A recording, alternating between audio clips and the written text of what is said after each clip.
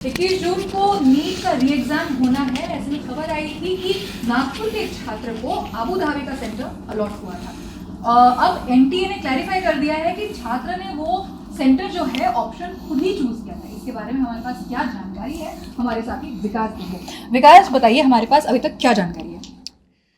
देखिए, जब एनटीए पर ये आरोप लगा कि एक स्टूडेंट ने लगाया कि भाई मैंने फॉर्म भरा था और मेरा कल एग्ज़ाम है 21 तारीख को, और उससे पहले हुआ ये कि मुझे सेंटर दे दिया गया अबू धाबी का। आपने वीडियो भी देखा ललन टॉप पर कि अब अब्दुल्ला मोहम्मद तालिब हैं, 18 साल के हैं, नागपुर के रहने वाले हैं।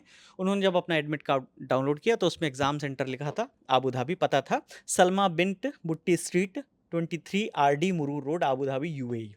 तो उन्होंने कहा कि भाई मैं कैसे जाऊँगा? मेरे पास वक़्त नहीं है, मेरे पास पासपोर्ट नहीं है, 48 घंटे में पासपोर्ट कैसे बनेगा? वीज़ा कैसे बनेगा? मैंने विदेश यात्रा कैसे करूँगा? पैसे नहीं है, तमाम चीज़ें ऐसे आरोप लगाए। फिर एनटीए ने इस पर रिप्लाई दिया और एनटीए ने सबसे पहले तो ये कहा कि जो कैंडिडेट है उन्होंने खुद वो लोकेशन चूज़ की थी।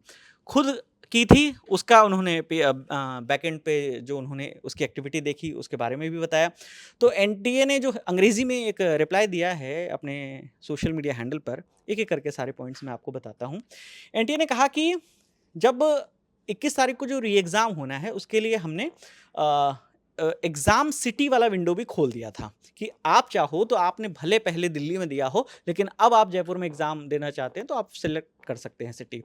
तो करीब 3,20,000 स्टूडेंट्स ने इस बार इस विंडो का इस्तेमाल किया और एनटीए ने 99.5% से ज़्यादा लोगों को उनकी पसंद का जो शहर है वो अलॉट किया जहाँ पे वो एग्ज़ाम दे सकते हैं। अबू धाबी वाले मामले पर कहा कि एनटीए के जो वेब एक्टिविटी का रिकॉर्ड है, यानी जो उनके पास बैकएंड का एक्सेस है, उससे ये पता चलता है कि जो कैंडिडेट है उसने खुद अपने रजिस्टर्ड लॉगिन से बदलाव किया था और बार-बार उसने एक्सेस किया था, ऐसा पैटर्न दिखता है। और एनटीए ने ये भी पाया कि जो कैंडिडेट है उसके क्रेडेंशियल का यूज़ करके एक बार सेंटर को अबू धाबी बदला गया और 2 बार ये प्रीव्यू भी किया गया कि सेंटर अबू धाबी है। इसके बावजूद एनटीए ने क्या किया, एनटीए का कहना है कि हमारे पास स्टूडेंट की ओर से 19 तारीख को ये इनफॉर्मल मैसेज आया था, यानी एग्ज़ाम से 48 आवर पहले, और जिसमें कहा गया था कि नागपुर का जो सेंटर है उसको बदल दिया जाए।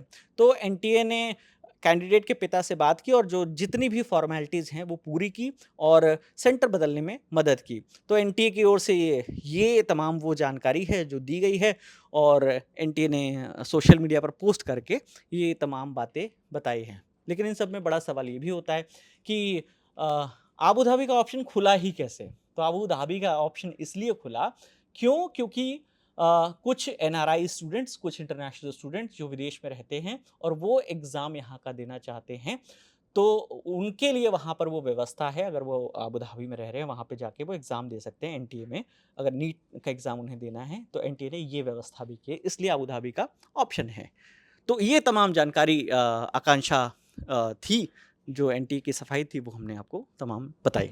जी, थैंक यू विकास। इस खबर में फिलहाल इतना ही। जो भी अपडेट्स आएंगे हम आप तक पहुंचाते रहेंगे। ये तमाम जानकारी दी हमारे साथी विकास वर्मा ने। मैं हूँ आकांक्षा गोयल, कैमरे के पीछे गर्वित है। आप देखते रहिए दी ललन टॉप। शुक्रिया।